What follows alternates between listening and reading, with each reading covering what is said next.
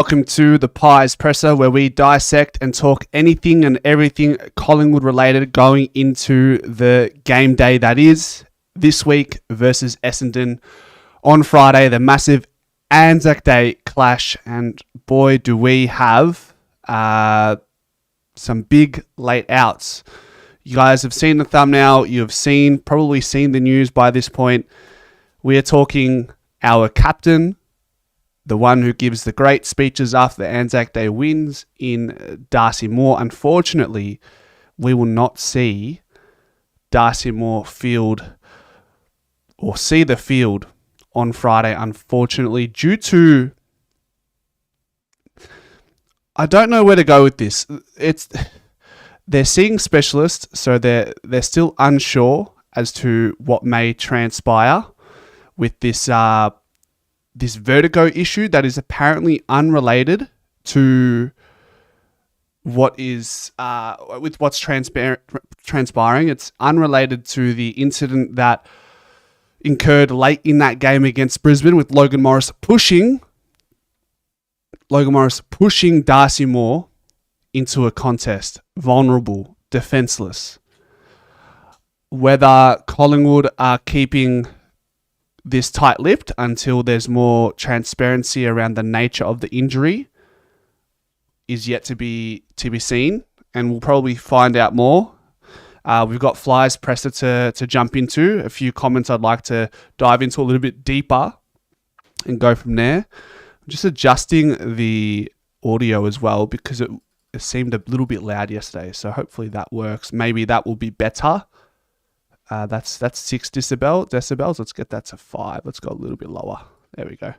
That should be better, I think. Anyways, yeah. So it still seems to be a little bit loud. If I go a little bit, what if I go in the audio box here? A little bit quieter. Hello. That doesn't adjust anything. Okay. What if I talk like this? If I go like that, hello. Okay, I think that changes it. There we go. Now that's better. Hello. How do we sound now? I'm just going to quickly do a check on the channel. For some reason, the audio settings never changed. And then now, as of yesterday, it was just a little bit too loud for my liking, a little bit uncomfortable. Let's check. Hello. How do we sound now? All right, that's better. We're back. All right, so we're going to dive into some comments from Flyers press conference. So the first comment I want to address is the vertigo is seemingly not related to the hit that we saw against Brisbane. Now, we'll have to wait and see. I've already spoken about this, so we've sort of ticked that off, that first comment from Fly. There's a few, concerns around that, but I'm not going to fearmonger and make assumptions at this point. We'll just trust that this is just a vertigo issue and it has nothing to do with a burst of the eardrum or anything like that. So when asked about Darcy Moore's out and what we're going to do in the backline, whether we go short or tall, Fly suggested they'll shuffle the decks, they'll speak to their vice captains in Brazzy, and then also whether we go smaller or go taller in the backline is a consideration that Fly highlighted. Now, we might need to do an updated predicted 23 because it does change the scope of the backline. We know from an opposition standpoint, they're not going to be incredibly tall, are they? Like if we go to their game, let's have a look at Essendon. What does their forward line look like? What did it look like in round 6? I don't know what their ins are in. I don't know if Langford is anywhere near it. But I do know that Peter Wright is back in the squad and he played very well against West Coast. So let's have a look. Let's go line up here. Quiet. So they've got Harrison Jones, who he's tall, but he doesn't demand a presence in the forward line. Nate Caddy certainly demands presence, and Peter Wright on the interchange. They don't have Sam Draper, who they relied on heavily to rest in the forward line as well. So they don't get that. So really, when you look at that lineup, along with the fact that it's going to be a pretty wet-weathered game, you think we go small. So in which case, if we go to our trusty predictor 23, right? Let's have a look at this. So we'll go bang, bang, bang. Let's have a look. We already did the rest of the field. Nothing really changes from yesterday. Unfortunately, I think I deleted it. So that's actually, there it is. It's here. So this is where we were at yesterday with Darcy Moore in the side. So we know now Darcy Moore is also out, right? Let's put Quaynor. Why is he not white? Ah, that's why I couldn't see him. Anyways, that's fine. Let's get rid of him because there's double Quaynor. All right. So out of the players, if we're going to go short, Dean, you probably think he fits the category of talls. We're probably looking at Markov.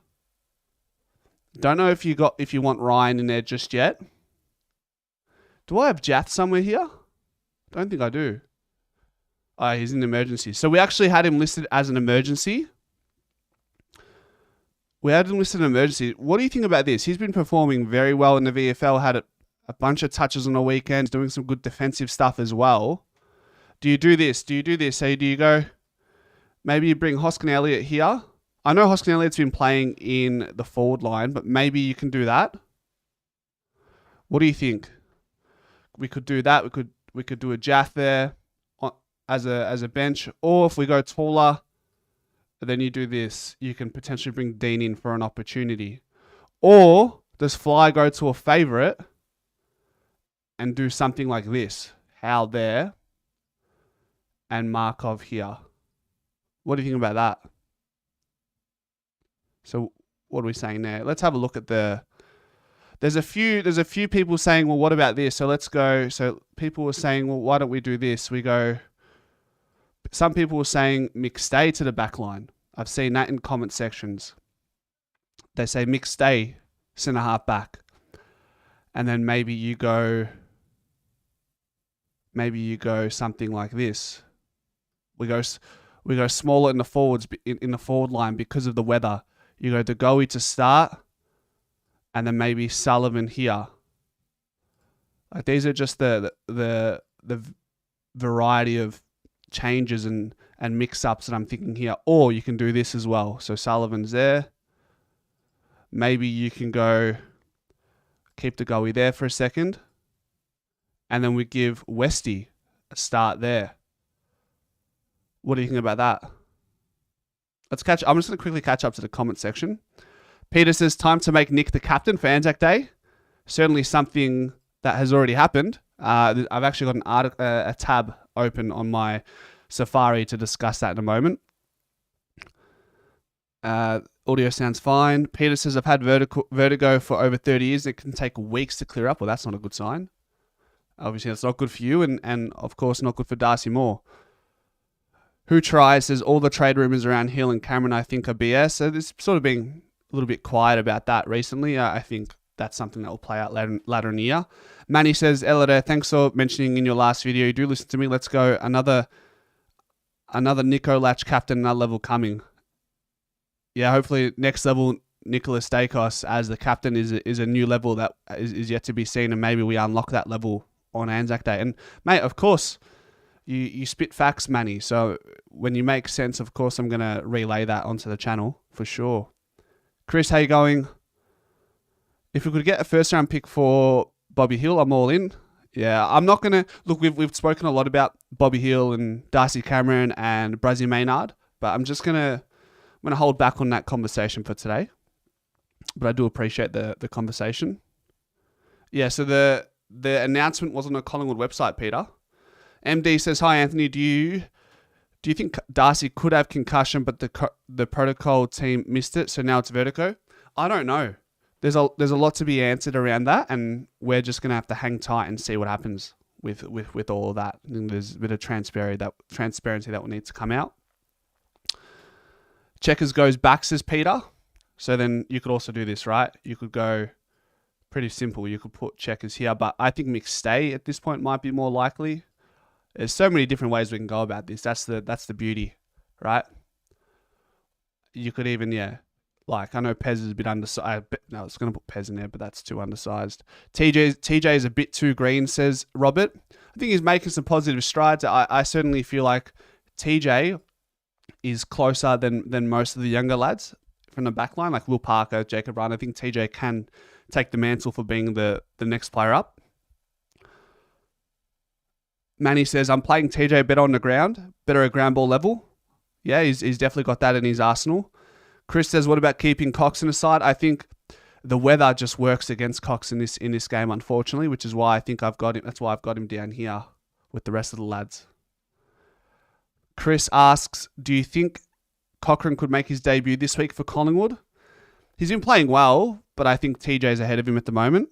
Badgery says TJ deserves to come in after his last performance in the VFL. I think he's been pretty consistent for the majority of the VFL season, so that's why I think he's next up for sure.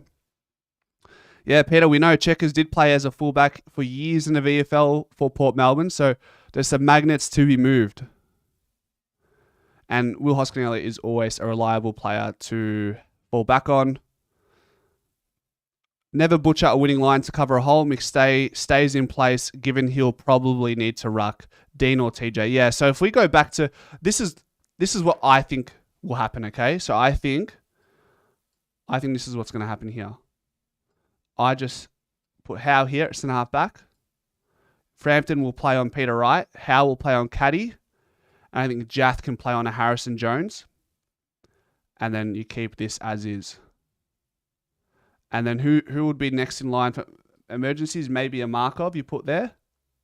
And then you got West, Sullivan, and Markov as your emergencies. That's my final team, in my opinion. You reckon we try... Oh, you're still talking about it? Bruz, Howe, and Frampton can all hold their own and play tall. Yeah, Bruzzy's shown that in the past. So Bruzzy can rotate through the likes of Caddies and Harrison Jones. As much as I hate to say it, I think Dean comes back in, says your local espresso. It's certainly an option. Certainly an option. Obviously, I don't love it, but I can see it happening. They are bringing Langford in, says Ben Safali. So, is that the case? Is that the case? So we go Essendon. Maybe we can find out some news here. Who are they bringing in?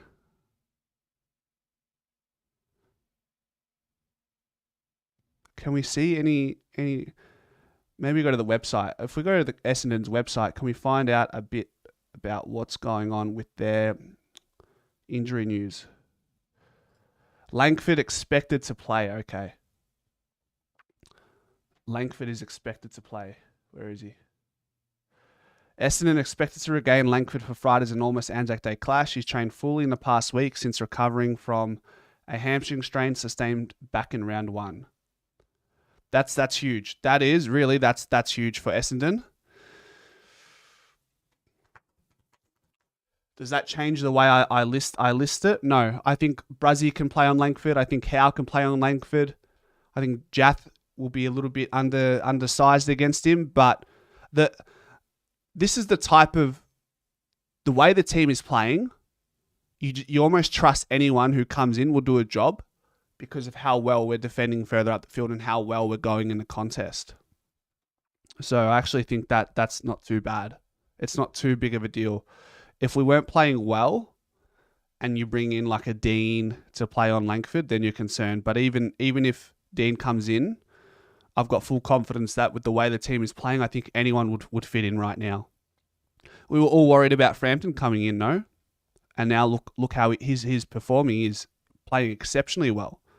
He's playing like an 8 out of 10 player right now. Your local espresso says, don't understand the Cox haters. Cox had an astonishing 15 minutes against Brisbane where he was hitting a chest with every ruck contest. I do remember that. Yep, he missed a few. He also set the game up.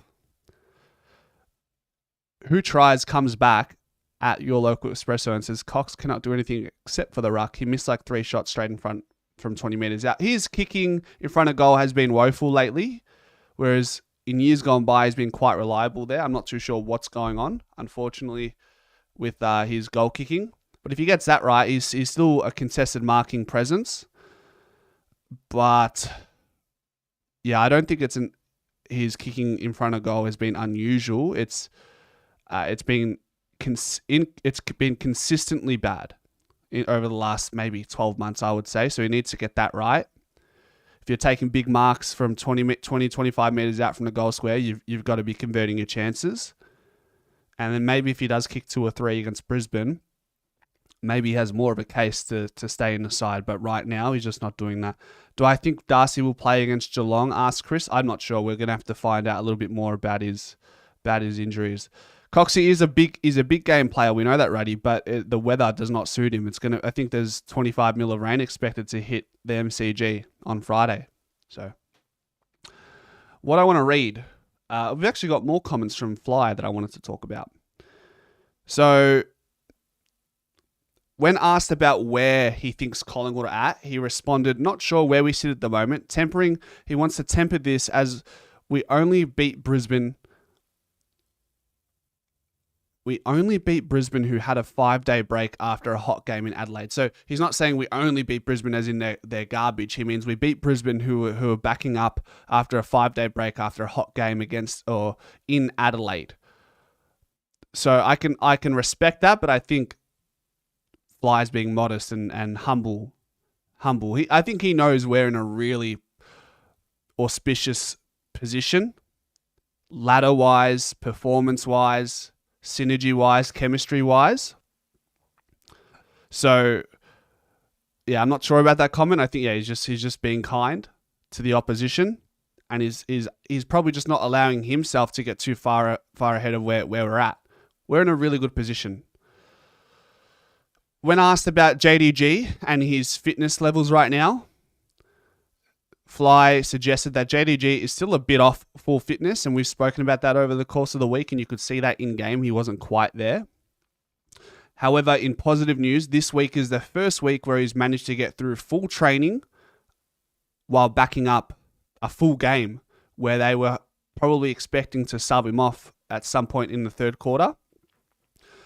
And we said, De Goey is one of those players where even if he's not fully fit, you probably just need to get him in the side and hope that he gets through unscathed, because that's the only way you're going to get your match conditioning. He's playing catch-up. That is the reality of it. He barely trained in the preseason. He was starting to find his feet, I'd say in like late Jan, and then he got that bone bruising in his knee, which completely threw everything off, which is unfortunate, but that is the lay of the land. And hopefully he can... just get through some games. There are shorter breaks, so he did hint that there are shorter breaks coming up. So if we have a look at let's actually have a look at our fixture and see like if we have any 5 or 6 day breaks coming up. Because that's when De Goey might be a sub. That's when De Goey might be rested.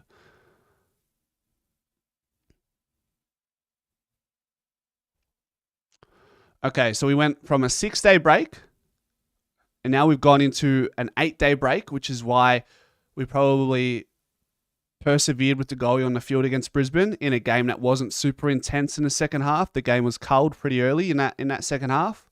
He comes into a massive Anzac Day clash with an 8-day break. We then get another 8-day break going into Geelong on a Saturday night. So that's a massive layoff as well. So there's every chance that De Goey gets up for that as well. And then from there, we have a 5-day break in Perth. I can almost guarantee you De Goey won't be travelling for that. It could even be a game where, maybe Charlie West comes in potentially. Who knows? It's Thursday night against Fremantle at 8:10. There's no way De Goey travels to that, because then what's after that? After that, you get a pretty significant break from there onwards. So you're probably looking at De Goey get through Essendon, get through Geelong, take Fremantle off, and then there's an 8-day break going into a Saturday game against Adelaide. And we know what Adelaide MCG is Saturday afternoon, early afternoon. We know what De Goey did against Adelaide last time on a Saturday arvo. He had like 26-2 playing in the forward line. And then we get another 7-day break going into North Melbourne at Marvel Stadium. So I think hopefully by then, round 11, round 12, De Goey's in full flight. And then you have Hawks, D's, and then you get a bye. And then that's all systems go. We've got to be bang, bang, bang from there. St Kilda, West Coast, Carlton, then Gold Coast. Up in the Gold Coast will be massive. Freo at home, Richmond at home, Brisbane at home, Hawthorn away, although it will be at the G, Adelaide and Adelaide, and Melbourne to finish off the season. So a little bit of a similar finish as far as the teams are versing in the final few rounds compared to 2024. So that's probably the plan. We know the club would be looking weeks and weeks ahead and saying, all right, well, this is where we foresee this player resting and this player not. So let's catch up to the old chat. What are we saying? Your local espresso says you don't pump the reigning premiers on their home dung. The home dung heap by 50 points without being very good. Exactly. I think, Fly's just being modest, isn't he? Big Man says, no Draper allows Pies to dominate ruck taps and stoppages. Hopefully defense shouldn't be too much of an issue. I don't think we can exactly look past Todd Goldstein. Like, he is still, in his day, he's a premier ruckman. You'd hope Darcy Cameron can run amok around Goldstein, around the grounds, in stoppages and centre bounce ruck duels. I'm not too sure about that. I'll have to see. We haven't seen Goldstein in a long, long time. When did Goldstein play his last game? Oh, fuck. It's been yonks, hasn't it? Let's have a look. It'll go back to 2024. Because we know that it's just been Draper and co since then. So he played 14 games last year. And his last game, so he's gonna lack AFL match intensity. He hasn't played since round 19 last year. And his numbers weren't great. 5 disposals, 13 touches, mainly handballs in his last 2 games. Yeah. Barely any meters gained as a ruckman. Yeah, it's not ideal. No coaches' votes all year long. When was the last time he had coaches' votes? It's coaches' votes. He hasn't gotten coaches' votes since early 2023. So he's certainly past it. Hopefully DC, the best ruckman in the league right now, can show him up. Manny says Fly doesn't want the boys to get ahead of themselves. I love it. Me too. Who tries says I want Will Parker back for a couple games this season. His game against Melbourne round 24 was exceptional. I think we can't look too much into that Melbourne game. It was a training drill session, wasn't it? Like, Ed Allen was outstanding. Will Parker was great as well. But Melbourne were well and truly checked out of the season. I think that game counts for nothing. There was no intensity. There was no energy at the field. You can't read into it. Not saying we won't see Will Parker again, but once again, you'd like to think players like TJ are going to get a shot before him at this point. Maybe even Jacob Ryan. Yeah, I'm not too sure. Markov as well. But at the same time, Parker has been ahead of these players in 2024. Do you think Schultz could play against Geelong? Asks Chris. Hopefully we get another decent break, an 8-day break. I reckon that should get Shooter over the line to get him back for Geelong. Or do we be conservative? It's a hamstring. You don't want recurring hamstrings. Big Man says Pye should dominate midfield. Essendon forced to use Goldstein as a ruck means Cameron and possibly Cox domination. So that's the only thing saving Cox from being excluded this week. Do they really want to double down and make Goldstein miserable? Look, it's good that they don't have Stringer because Stringer is an Anzac Day bona fide performer and he's had some great games against us in the midfield. So we really just got to knuckle down on that freak in Zach Merritt. He is a gun. And he's going to have... Who's he going to have in the midfield with him that's doing well? Durham is good. Do they bring back Sardis? I'm not too sure. Badri says, JDG was managed very well against Brisbane and has been played in a low-risk way to massage him back into his team for maximum outcome. His best footy is yet to come, but looking forward to it. Yeah, you know when his best footy will come? Hopefully in the back end of the year and more importantly, the final series, which is what we love to see. DC to show why he's the best ruck in the league this week. He's been showing it every week, hasn't he? I think the first few games of the season were like, he's the form ruckman of the league, and now after his games against TDK and Brodie Grundy, Oscar McInerney, now we can say, yeah, I think DC is just the best ruckman, full stop, in the league right now.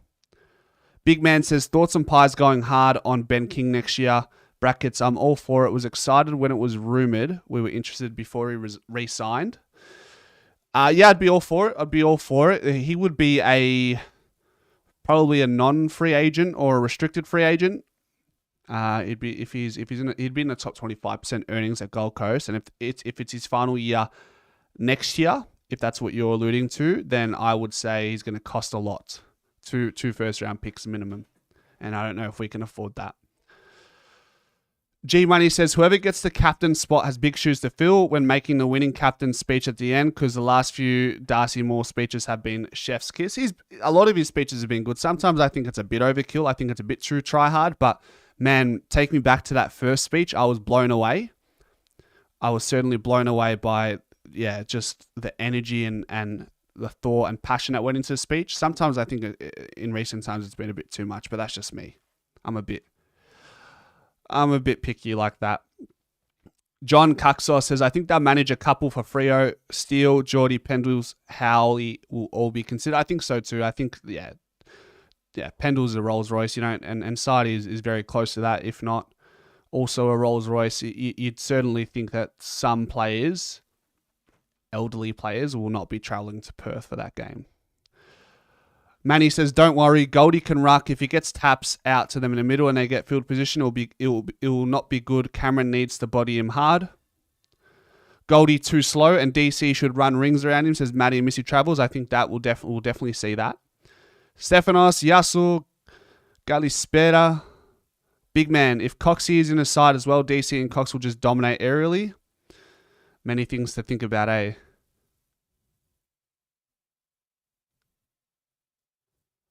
Let's see. Was Markov a decoy? What do you mean, Luke? Was Markov a decoy? Collingwood should tag Merritt this week, Chris? 100%. If they're going to put work into Nick Daicos, then we should definitely also consider Zach Merritt. Big man says it also means someone like Peter Wright is going to have to ruck, especially with Goldstein's lack of match fitness, which eases the defense. Yep. But then you could make the same case if McStay goes into the ruck, and then we're alleviating the pressure on their backline. But when you've still got Myercheck in there, probably did we have Membry coming into the side?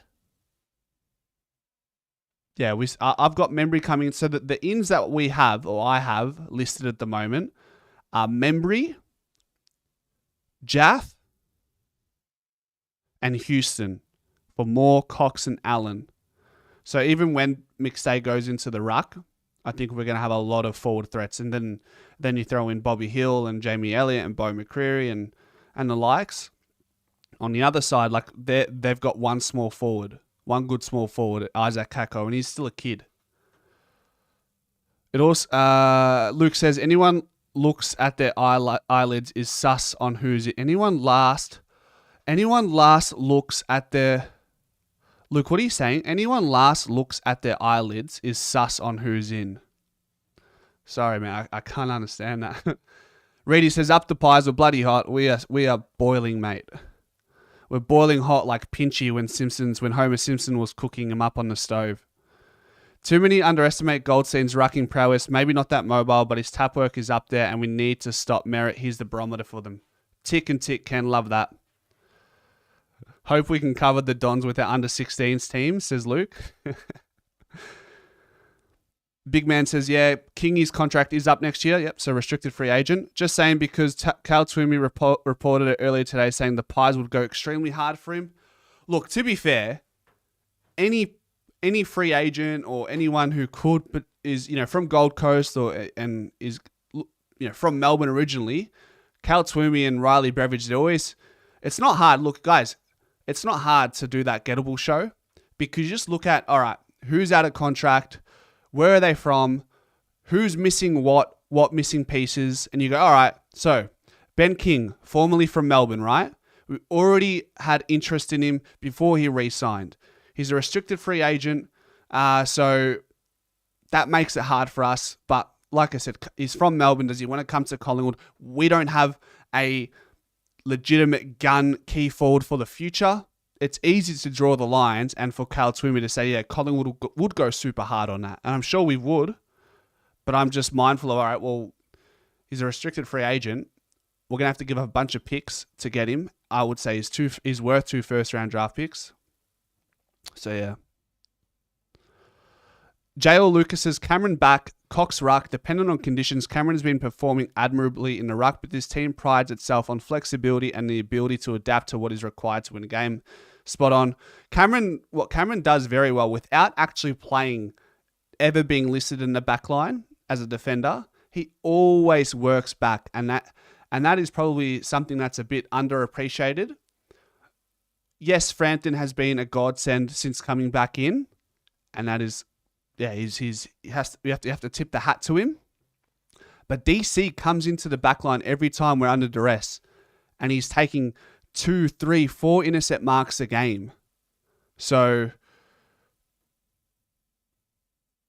we basically have another key defender without really recognizing Darcy Cameron as a defender at the start of the game. He just rolls back and does such a good job. Who's playing on Kako? Welcome to Big Dan's Kako. Yeah, I think as Ken and Who Try says, IQ. Big Man says, is he a restricted free agent? I thought because he's out of contract next year, if we go for him next year, we just have to match what Gold Coast are paying.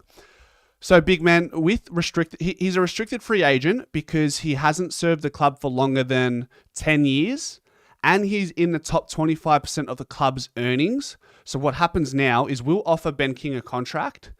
Gold Coast, if they choose to match it, then it forces a trade. However, on the other hand, if Gold Coast don't match it, then we get him for free. Like, we don't give picks up for him.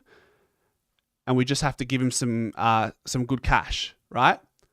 But Gold Coast will always match the contract offer, because why wouldn't you? Why wouldn't you take match the bid, match the contract offer, and get 2 first-round picks, rather than not matching the bid and you're running the risk of only getting 1 first-round pick. You know what I mean? Luke, thanks for the donation, brother. Appreciate you, man. Good to see you in here. John Cuck says, I reckon Sullivan might play if it's wet. Could be at ground level game, so Dons might go in too tall. We don't have Sullivan in our predicted 23. We didn't have him in there yesterday. We don't have him in there today. We have him as an emergency. I think we're already pretty competitive at ground level at the moment. The G is next, says Luke Smith. Yeah, Gold Coast will easily match it. Guess it depends if we want to use a first round and a future first round. Exactly. And then considering there's a lot of things to go under the bridge with the draft and the trade period and delisted free agency this year for Collingwood. We need to get a few players. We need to get our picks right for this year, for the NGAs, for the father-sons.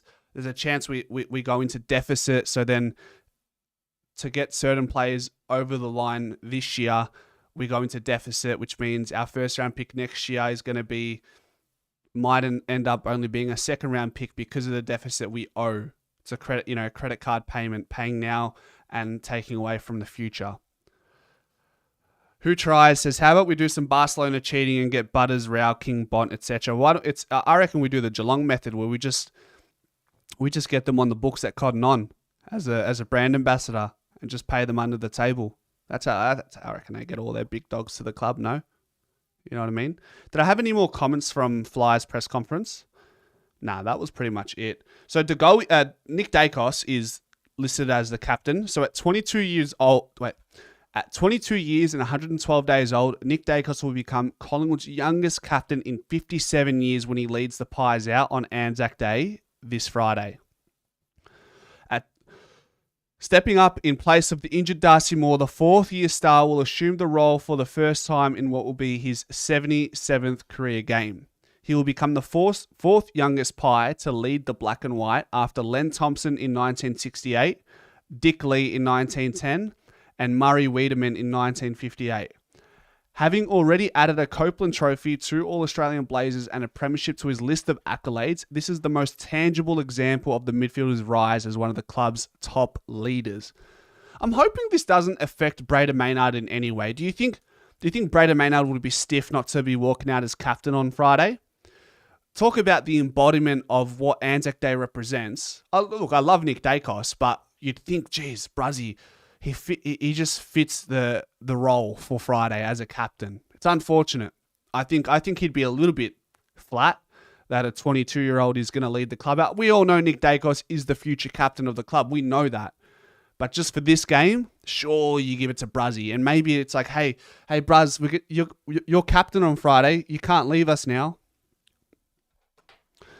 Elevated to the leadership group as vice captain for the first time in season 2025, The stand-in captaincy nod follows in his father Peter's footsteps after he skipped it on multiple occasions throughout the late 80s and early 90s when Tony Shaw was unavailable.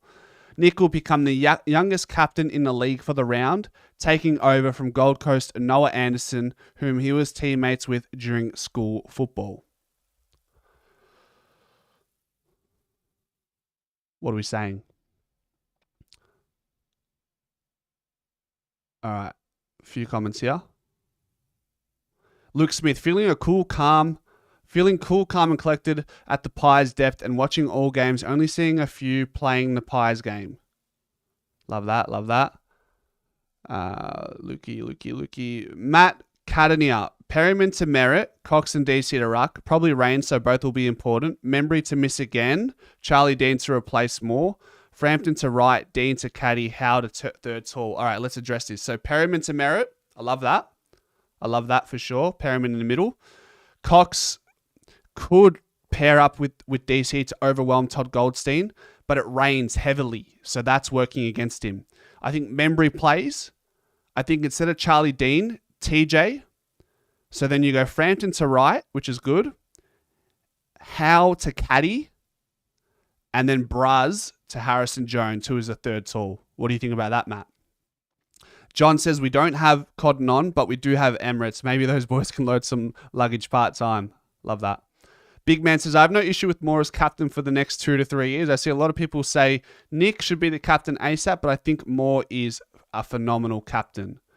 Yeah, I think we'll see Darcy Moore until he retires or until he gets to his latter stages of his career. I think that's when, he'll hand over the baton to Nick Daicos. Who tries says Daicos to gather 50 disposal. Any takers? Ooh. That would be Skipper Daicos unlocked. Peter G says, I think Maynard would have told the club, let Daicos captain. Brazzy would love to see Daicos be given opportunity. It's certainly a team play if that is the case.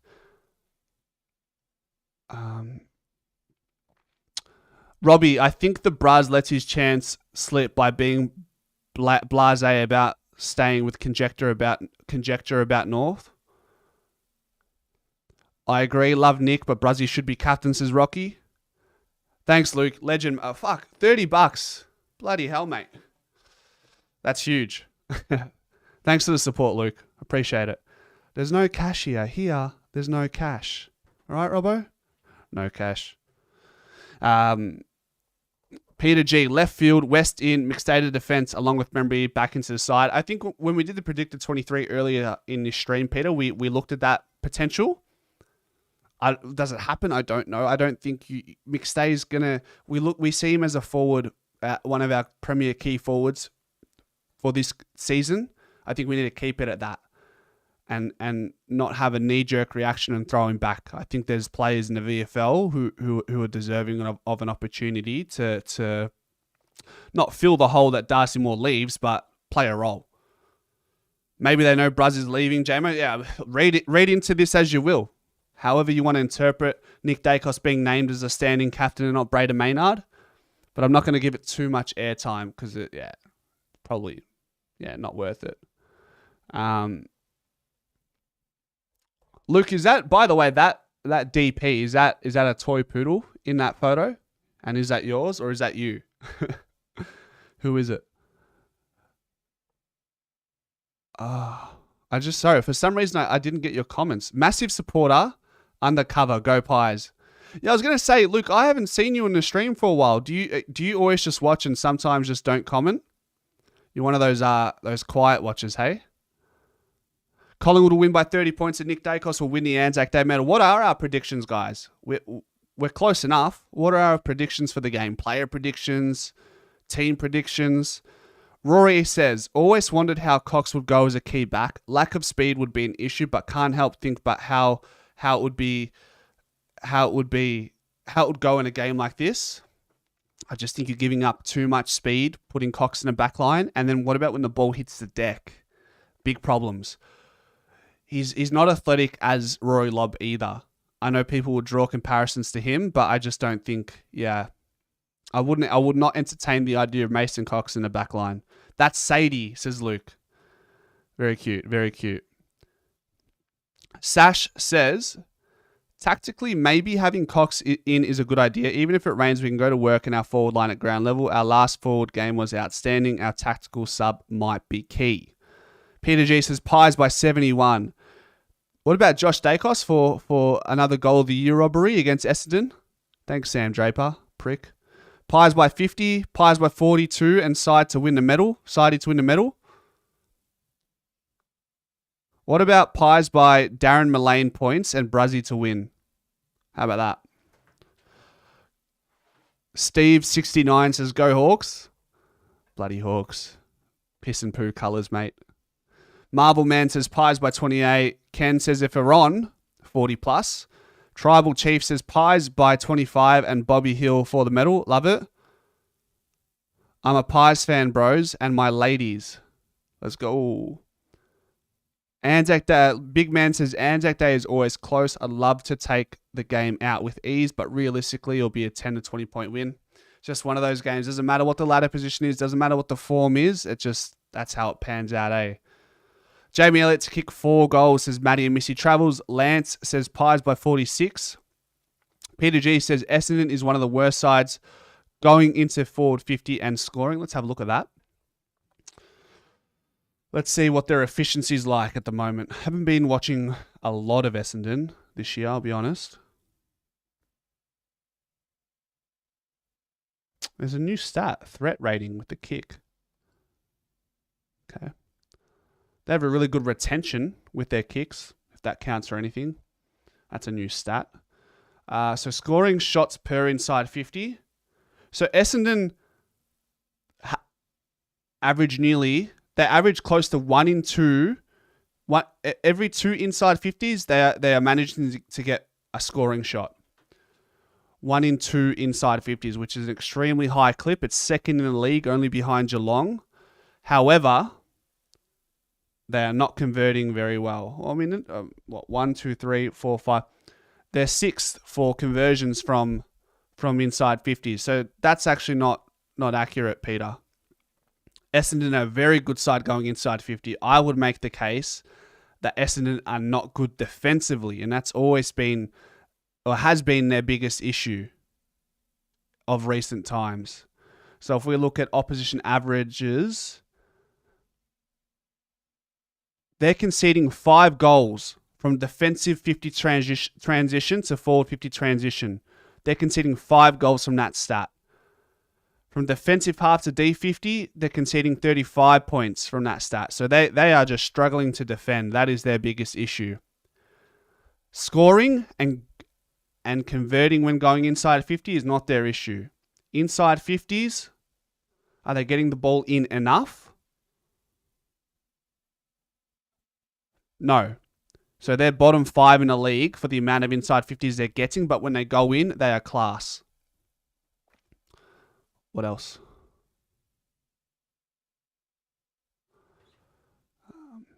So yeah, I'm not sure about that one, Peter.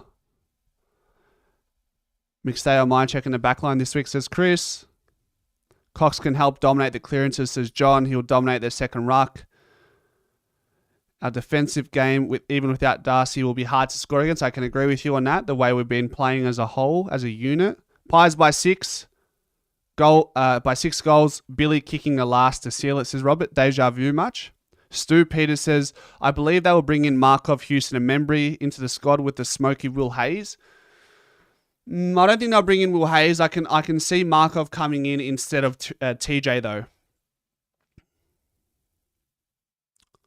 Pies by 73 points and Jamie Elliott for the Anzac Day medal. Guys, I've got to head off to soccer training. I'm going to love you and leave you all, and I'll see you tomorrow at 5:45 for Moving the Magnets. Pre-game show on Friday, post-game show on Friday, and then the usual routine. If you've made it this far and you're not subscribed to the channel, please consider doing that.